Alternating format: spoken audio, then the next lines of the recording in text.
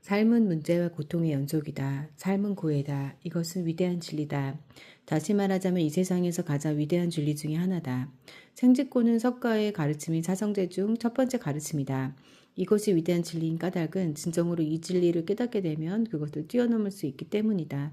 진정으로 삶이 힘들다는 것을 알게 되면, 즉 진정으로 그 사실을 받아들이고 이해하고 받아들이게 되면 삶은 더 이상 힘들지 않게 된다. 일단 받아들이게 되면 삶의 힘들다는 사실은 더 이상 문제가 되지 않기 때문이다.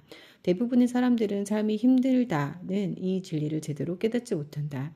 대신에 드러내놓고 또는 은근히 나 자신이 지닌 어려움, 걱정, 문제가 엄청나다고 끊임없이 불평한다. 그들은 마치 삶은 기본적으로 편안한 것처럼, 다시 말해 삶은 응당 편안해야 한다고 여기는 것 같다. 자신이 겪는 어려움이 특별히 자신이나 가족, 부족, 계급,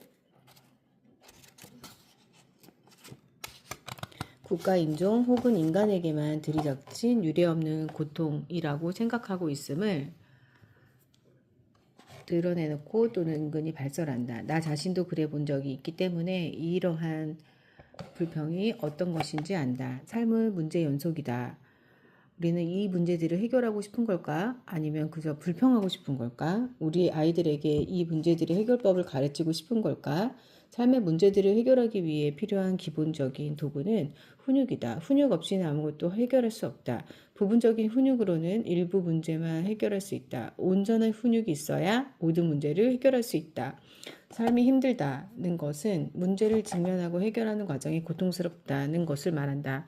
문제가 생기면 어떤 문제냐에 따라 절망, 비애, 슬픔, 외로움, 죄책감, 후회, 분노, 두려움, 걱정, 고뇌, 좌절 같은 감정을 느끼게 된다.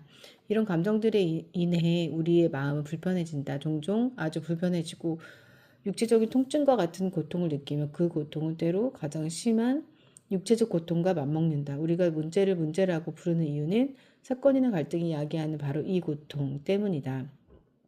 삶은 끊임없는 문제를 연속적으로 배출하고 있으므로 삶은 항상 힘들고 기쁨과 동시에 고통으로 가득 차 있는 것이다. 그런데 당면한 문제를 해결하는 이 모든 과정 속에 삶의 의미가 있다.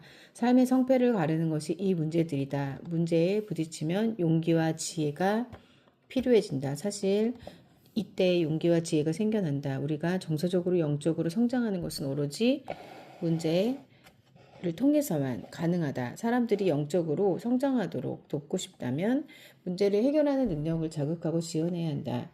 이는 학교에서 의도적으로 어린아이들에게 풀어야 할 문제를 던져주는 것과 같다. 우리가 무언가를 배우는 것은 바로 문제를 직시하고 해결하는 고통을